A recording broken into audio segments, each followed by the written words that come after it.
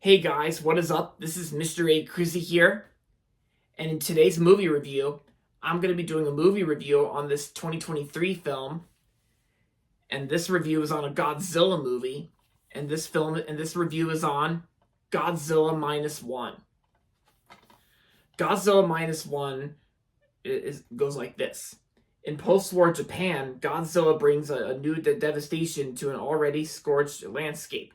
With no military intervention or government help in sight, the survivors must join together in the face of despair and fight back against an unrelenting horror.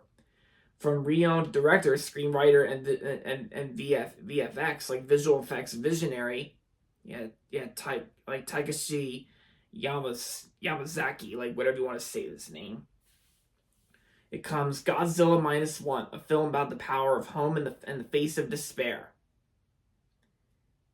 And yeah, so when I first heard about this movie at the time it first came out in Japan, like around 2023, like nearly 2 years ago, I've actually been hearing lots of praise about this movie, and I actually never got a chance to watch this movie until it started streaming on Netflix, and so I watched it through Netflix, like I think last year, as far as I remember. I think it was probably like when it first came to Netflix, I should say, and I gotta say, Godzilla Minus One. Excuse me. I gotta say, Godzilla Minus One is actually the best Godzilla movie probably the best modern Godzilla movie ever.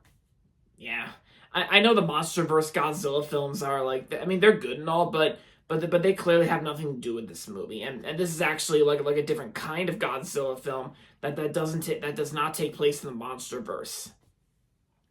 Because this is just Godzilla as its own thing, and it's just that it's a Japanese movie.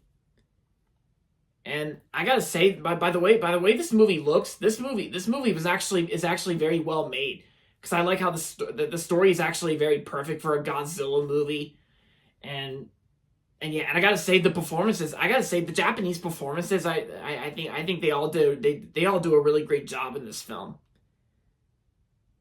And yeah, and the movie also won an Academy Award for Best Visual Effects. And yeah, I gotta say the visual effects were really well done, and the visual effects were super cool.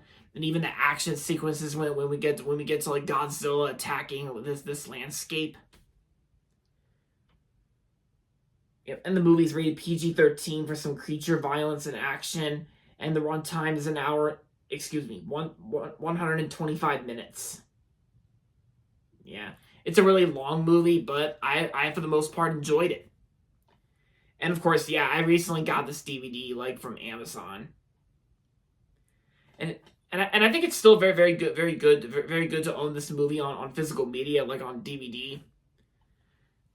And yeah, I enjoyed everything about this movie, because I cannot really think of a single flaw I have with this movie, because I think this is a perfect Godzilla movie in modern times.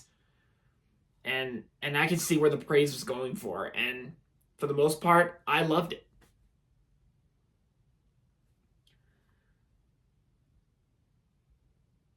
Yeah, and of course, and like I said, it also takes place in not only Japan but post-war Japan, which is very interesting. And what more can I say about Godzilla Minus One? It's a perfect film released in 2023. And definitely one of the best films to ever come out in 2023 as well.